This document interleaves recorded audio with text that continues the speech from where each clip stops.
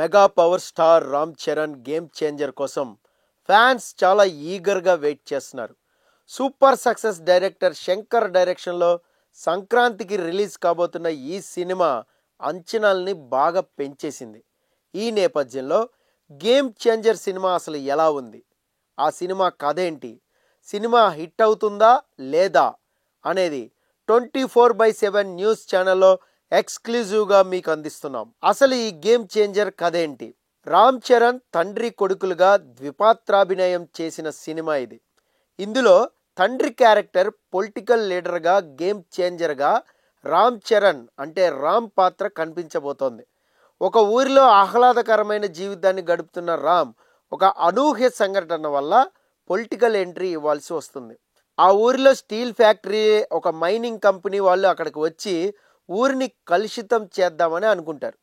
వారిని ఎదిరిస్తాడు రామ్ చరణ్. గవర్నమెంట్ అక్కడ మైనింగ్ ఆపేయాలి అని చెప్పి ఒక స్టే ఇస్తుంది. అంతేకాదు, అప్పుడే రాజీవ్ కనకాల తన దగ్గరకు వచ్చి పొలిటికల్ పార్టీ పెడదాం అనే సలహా ఇస్తాడు. తన భార్య అంజలి మాట విని అభ్యుదయ అనే పొలిటికల్ పార్టీని పెడతాడు రామ్ చరణ్. రామ్ చరణ్కి నత్తి ఉన్న కారణంగా స్టేజ్ పైన స్పీచ్ ఇవ్వడానికి తడబడుతూ ఉంటాడు. సో అందుకోసం సముద్రకని సలహాతో శ్రీకాంత్ని ముందు పెట్టి స్పీచ్ మొత్తం రామ్ చరణ్ రాస్తుంటాడు. దీంతో రామ్ చరణ్ రైటింగ్, శ్రీకాంత్ స్పీచ్ ఇలా నడుస్తుంది. శ్రీకాంత్ మాట్లాడే ప్రతి మాట జనాల హృదయాలకి టచ్ అవుతుంది. ఎలక్షన్స్ టైంలో ప్రజలకి డబ్బు పంచాల్సిన అవసరం అనేది వస్తుంది. ఈ టైంలోనే ఫండింగ్ కోసం అదే మైనింగ్ కంపెనీ వాళ్ళతో శ్రీకాంత్ చేతులు కలుపుతాడు. సింహాచలం నుంచి వస్తున్న రామ్ చరణ్ అండ్ ఫ్యామిలీ పైన అటాక్ చేస్తాడు. రామ్ చరణ్ రాజీవ్ కనకాల్ని చంపించేస్తాడు. కొడుకు తప్పిపోతాడు, అంజలి పిచ్చిదైపోతుంది. ఈ ఫ్లాష్ బ్యాక్ ఎండ్ అయిన తర్వాత అసలు కథ అనేది మొదలవుతుంది.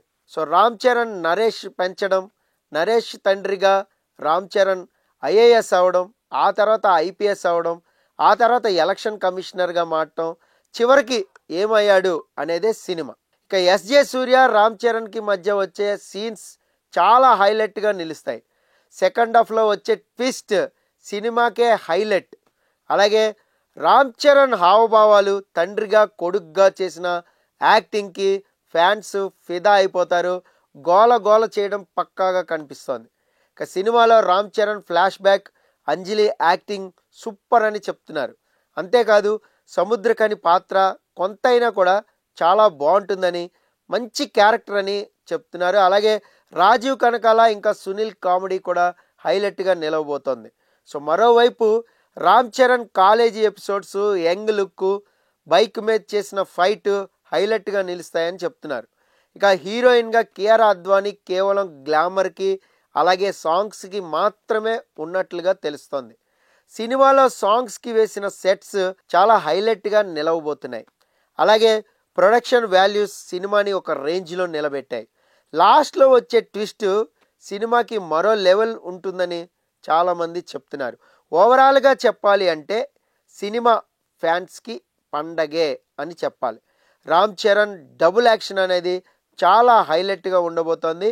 పొలిటికల్గా అంత డ్రామా లేకపోయినా, ఎమోషనల్ డ్రామా అనేది లేకపోయినా, బిగ్ స్క్రీన్ పైన విజువల్స్ మేకింగ్ ఖచ్చితంగా థియేటర్లో ప్రేక్షకుల్ని ఆకట్టుకునేలాగానే సినిమా కనిపిస్తోంది.